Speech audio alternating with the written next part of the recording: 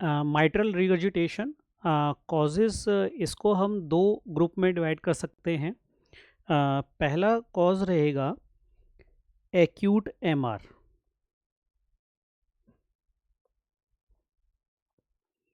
Acute MR इसका हमने मरमर के टाइम पे भी जो है डिस्कस किया था। अर्ली सिस्टोलिक मरमर मिलती थी इसमें। तो एक्यूट एमआर के कॉजेज़ होते हैं ट्रॉमा,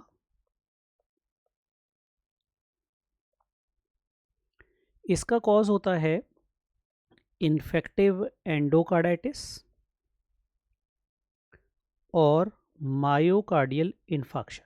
मायोकार्डियल इन्फाक्शन में क्या होता है कि पैपिलरी मसल रप्चर कर जाती है, पैपिलरी मसल रप्चर। तो लेफ्ट एट्रिया डायलेटेड नहीं होता, लेफ्ट एट्रिया का प्रेशर एकदम से बढ़ेगा और अर्ली सिस्टोलिक मरमर यहाँ होती है। अब दूसरा जो ग्रुप है उसे हम कहते हैं क्रॉनिक एमआर। क्रॉनिक एमआर दो तरीके के हो सकते हैं। एक होता है जो कि प्राइमरी डिफेक्ट है। प्राइमरी मतलब वेल्व के अंदर से डिजीज शुरू हुई है। तो प्राइमरी का मतलब वेल्व के अंदर से डिजीज शुरू हुई है। इसके कॉजेज हैं इंपॉर्टेंटली रूमेटिक हार्ट डिजीज या फिर माइट्रल वेल्व प्रोलैप्स। और दूसरा होता है सेकेंडरी कॉज। सेकेंडरी का मतलब है कि जैसे ये लेफ्ट वेंट्रिकल है, ये डायलेट कर गया, लेफ्ट वेंट्रिकल डायलेट कर गया, तो जो ये माइट्रल लीफलेट हैं वो आपस में सेपरेट हो जाएंगी। तो this is because of left ventricle dilatation. जो किस में मिलेगा हमें, वो मिलेगा डायलेटेड कार्डियोमायोपैथी में। और एक कार्डियोमायोपैथी है हाइपरट्रॉफिक ऑब्स्ट्रक्टिव कार्डियोमायोपैथी, जिसको आप देख सकते हो कार्डियोमायोपैथी सेक्शन में, कि उसमें एक यूनिक फिनोमेना होता है systolic anterior movement of the mitral leaflet. तो HOCM में सिस्टोलिक एंटीरियर मूवमेंट की वजह से MR हो सकता है। तो अब जो भी डिस्कशन है MR का, वो डिस्कशन है रोमेटिक हार्ट डिजीज की वजह से जो क्रॉनिक MR हुआ उसका डिस्कशन। तो this is the pathophysiology of this aetiology.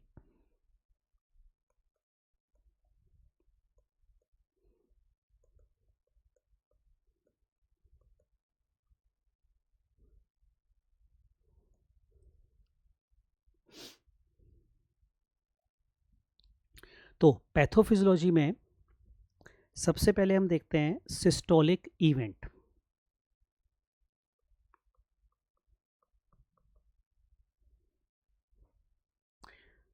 और यहां पर हम बनाएंगे diastolic event.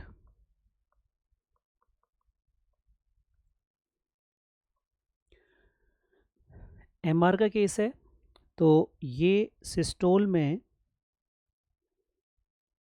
Aortic valve open रहता है।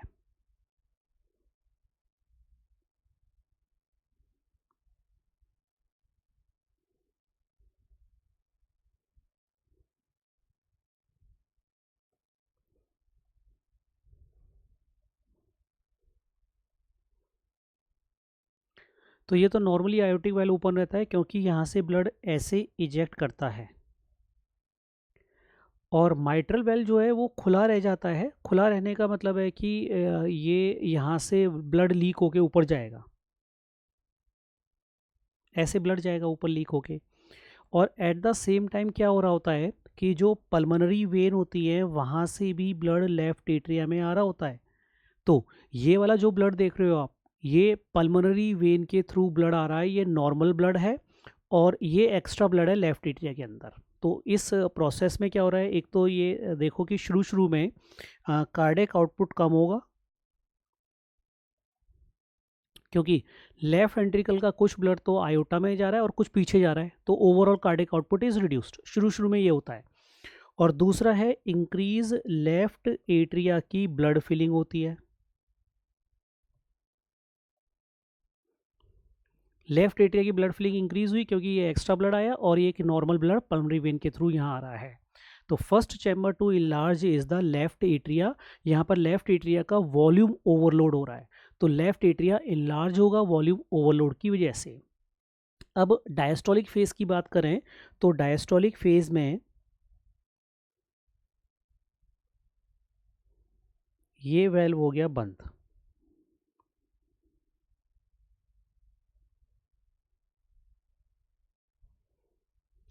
अब जो ब्लड एट्रिया में आया था पल्मोनरी वेन के थ्रू सिस्टोल में, वो ब्लड नीचे जाएगा, डायस्टोल में नीचे जाएगा वो वाला ब्लड, एज वेल एज जो ब्लड ऊपर रीगर्जिटेट होके यहाँ पर आया था वो ब्लड भी नीचे जाएगा।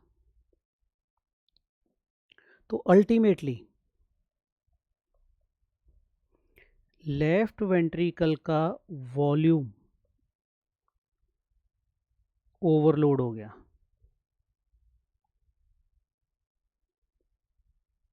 लेफ्ट वेंट्रिकल में वॉल्यूम ओवरलोड हो जाता है और इसके बाद एक्सेंट्रिक एलवीएच होगा,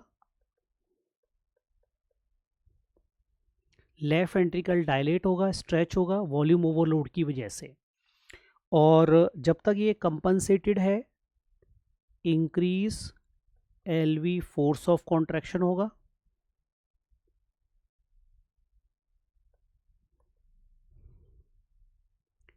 कार्डियक आउटपुट अब बढ़ जाएगा। तो ये सरप्राइजिंग फैक्ट हुआ। सरप्राइजिंग फैक्ट क्यों? क्योंकि जो प्रोसेस लो कार्डियक आउटपुट से शुरू हो रहा था वो बीच में जाके हाई कार्डियक आउटपुट में कन्वर्ट हो गया, लेकिन ये धीरे धीरे होता है, ये ग्रेजुअल फिनोमेना है। धीरे धीरे लेफ्ट एट्रिया में ब्लड बढ़ना शुरू होगा, वो डायलेट होगा gradually over the period of years, और वो large amount of the blood फिर लेफ्ट वेंट्रिकल में जाएगा। अब अगर हमने एक्सेंट्रिक हाइपरट्रॉफी को ट्रीट नहीं किया, इफ अनट्रीटेड,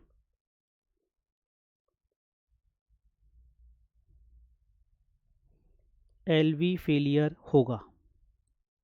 और एलवी फेलियर का मतलब है LA pressure increase, LA pressure will increase, और उस समय फिर पल्मोनरी कंजेशन मतलब डिस्निया होगा। तो ये पैथोफिजियोलॉजी हो गई क्रॉनिक एमआर जो कि आरएचडी इंड्यूस्ड है। अब अगर हम देखें सिम्टम वाइज,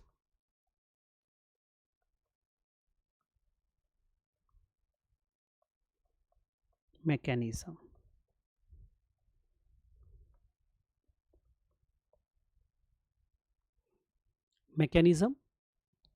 लो कार्डियक आउटपुट शुरू में ये होता है।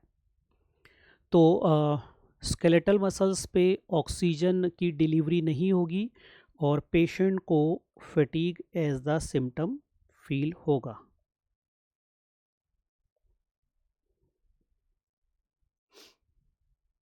दूसरा, increased LV force of contraction,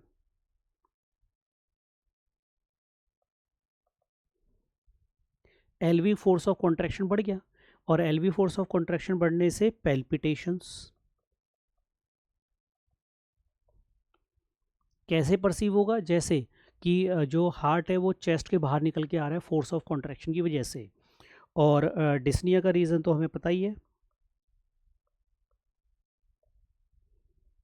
L A pressure का इंक्रीज होना, लेफ्ट एट्रियल प्रेशर का बढ़ना, दैट इज डिस्निया। अब आते हैं हम साइंस पे। तो साइंस ऑफ एमआर, पल्स, यहाँ पर हाई कार्डियक आउटपुट अगर होता है तो बाउंडिंग पल्स मिल सकती है इफ कार्डियक आउटपुट इंक्रीज, जो मिडल स्टेजेस में इंक्रीज हो सकता है। एपेक्स, क्योंकि लेफ्ट वेंट्रिकल स्ट्रेच हो गया, डायलेट हो गया, तो there will be shifted laterally and downward और वॉल्यूम ज़्यादा है तो ये होगी हाइपर डायनेमिक।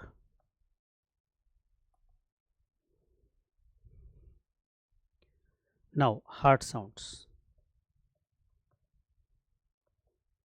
S1, S1 होती है closure of the AV valve, तो यहाँ पर माइट्रल वेल बंद नहीं हो पा रहा, तो S1 हो जाएगी सॉफ्ट। अब S2 का कॉन्सेप्ट स्प्लिट। तो यहाँ देखो डायग्राम में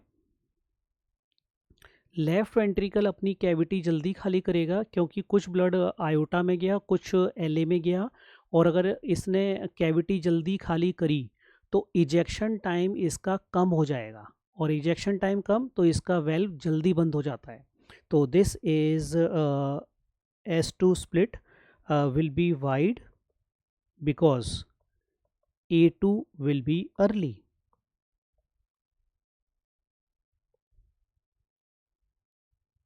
A2 will be early. Now S3 is typically LVS3, क्योंकि S3 होता है ज़्यादा ब्लड वेंट्रिकल्स के अंदर, तो ये पॉजिटिव होगा। While S4 is rare, reason extreme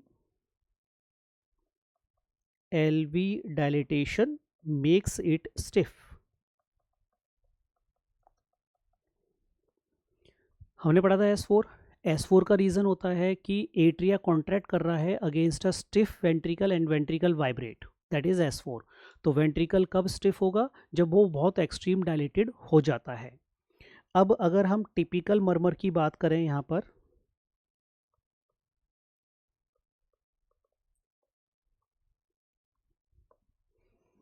तो type of the murmur that is chronic MR pan systolic murmur.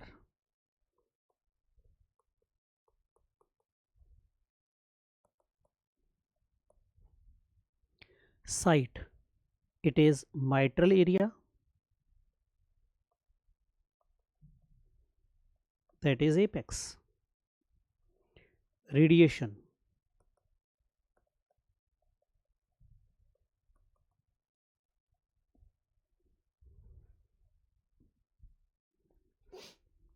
तो अब जो ब्लड है वो लेफ्ट वेंट्रिकल से ऊपर एट्रिया की तरफ जा रहा है यूं, और एट्रिया हमारा कहाँ प्रेजेंट है? थोड़ा पीछे की तरफ प्रेजेंट है, और डायलेट हो गया तो एक्जिला की तरफ भी आ सकता है। तो ये मर्मर रेडिएट करेगा बैक पे और एक्जिला पे। तो the radiation is interscapular area और एक्जिला। पिच, रीगर्जिटेंट मर्मर है तो हाई पिच होती है, और जो फैक्टर इसे बढ़ाएंगे वो फैक्टर हैं एक्सपिरेटरी फेज, क्योंकि ब्लड फ्लो एक्सपिरेशन में बढ़ा, स्क्वेटिंग, ब्लड फ्लो बढ़ा। और अगर आप आयोटा को स्क्वीज कर दो, आयोटा का प्रेशर बढ़ा दो, जैसे कि यहाँ पर अगर डायग्राम में देखें, अगर हम आयोटा को स्क्वीज कर दें या आयोटा का प्रेशर बढ़ा दें तो क्या होगा? जो रीगर्जिटेंट फ्रैक्शन है वो पीछे की तरफ ज़्यादा जाएगा। तो this will increase the murmur of MR if aorta pressures are increased.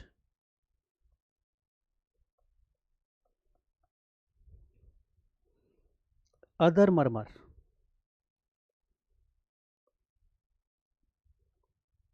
Which can be seen, that is seen in severe MR। और ये मर्मर होगी, इसको आप जो है मिड डायस्टोलिक मर्मर के अंडर भी वीडियो देख लेना इसका। क्या होता है डायस्टोल में? एट्रिया का जो ज़्यादा ब्लड है वो डायस्टोल में नीचे जाता है, तो increase blood flow across the mitral valve होना शुरू हो जाता है, तो ये प्रोड्यूस करेगा mid diastolic murmur increase blood flow की वजह से। तो इसे फ्लो मर्मर भी बोल सकते हो आप। तो this is other murmur which can be scene is mid diastolic murmur. और मिड डायस्टोलिक मर्मर का रीज़न है यहाँ पर, mid diastolic murmur is because of increase blood flow across mitral valve, and that will represent severe MR.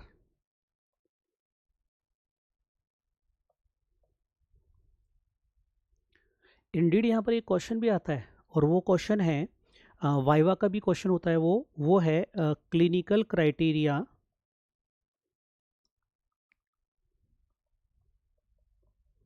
For severe MR।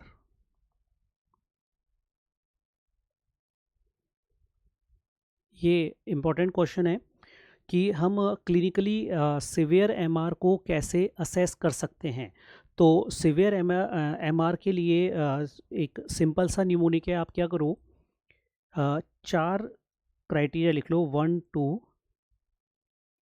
3 4। फिर क्या करो, आप जो हार्ट साउंड होती है, जो हार्ट साउंड की एबनॉर्मलिटी हमने पढ़ी, वो यहाँ पर कर लो। 2 S2 लिख लो, 3 S3 लिख लो। तो S2 का wide split, S3 LV S3 positive, ये लिख लो। और apex, 1 is a stand for apex. अगर एपेक्स शिफ्टेड हो गई लैटरली, और चौथा है मरमर। मरमर कौन सा? Mid diastolic मरमर। एग्जामिनर जरूर ये पूछते हैं ताकि स्टूडेंट कंफ्यूज हो जाएं कि मिड डायस्टोलिक मरमर तो एमएस में मिलता था, एमआर में नहीं मिलता था। बट एमआर के सिवियर केसेस में मिड डायस्टोलिक फ्लो मरमर मिल सकता है। तो ये हैं 4 criteria, clinical criteria of severe mitral regurgitation. अब अगर हम इन्वेस्टिगेशन की बात करें तो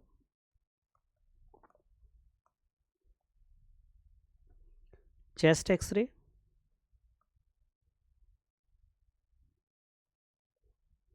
तो चेस्ट एक्सरे में लेफ्ट एट्रियल इनलार्जमेंट के साइंस मिलेंगे।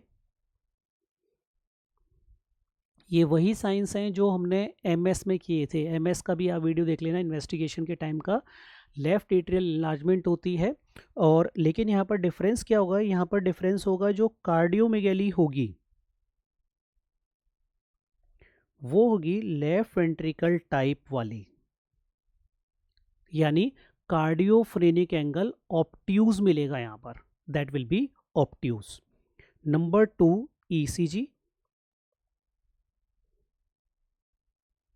तो ईसीजी में लेफ्ट एट्रियल इनलार्जमेंट के साइंस होंगे।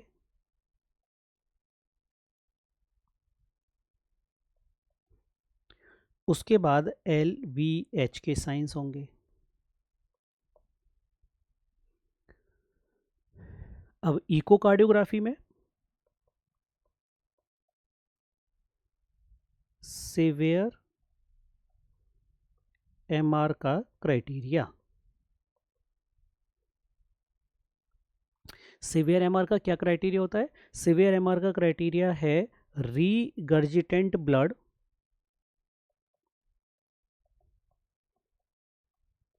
more than 60 ml per beat, more than 60 ml per beat, that is a regurgitant blood volume का criteria. Now the management,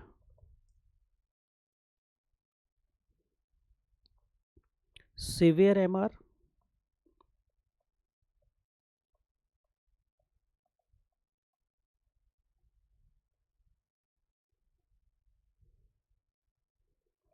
तो protocol वही फॉलो करना है आपने कि अगर कोई भी सिवियर वेलुलर डिजीज़ है तो NYHA सिम्टम्स देखने हैं। NYHA सिम्टम्स अगर हुए 2 तो सर्जरी करनी है।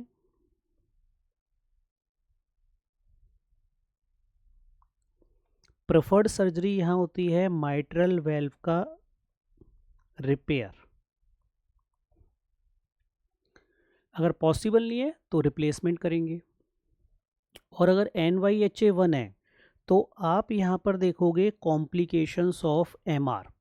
2 इंपॉर्टेंट कॉम्प्लिकेशन होती हैं, एक है लेफ्ट एट्रिया इनलार्ज होके फिब्रिलेशन करना, क्योंकि जब भी फाइबर स्ट्रेच होते हैं वो फिब्रिलेशन कर देते हैं।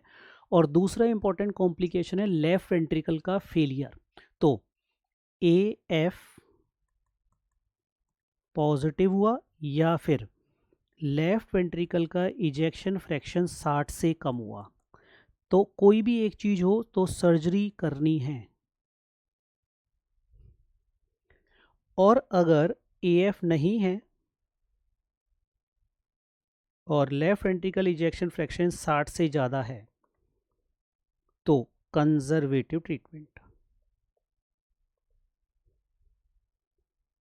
तो बिल्कुल सेम प्रोटोकॉल है, फिर से रिवाइज करो। हर वेल्वुलर डिजीज़ का यही होता है कि अगर सिवियर कंडीशन है तो सिम्टम असेस करने, सिम्टम्स अगर नहीं है यानी कि एसिम्टोमेटिक पेशेंट है, NYHA 1 है, तो आप इम्पॉर्टेंट कॉम्प्लिकेशन असेस करोगे। अगर वो कॉम्प्लिकेशन पॉजिटिव है सर्जरी करना है, वो कॉम्प्लिकेशन नहीं है तो कंजर्वेटिव। और अगर NYHA सिम्टम्स हैं 2 या 2 से ज़्यादा तो पेशेंट इज सिम्टोमेटिक, सीधा सर्जरी के लिए भेजो पेशेंट को। दिस इज द क्राइटेरिया और you can say protocol for the management of mitral regurgitation.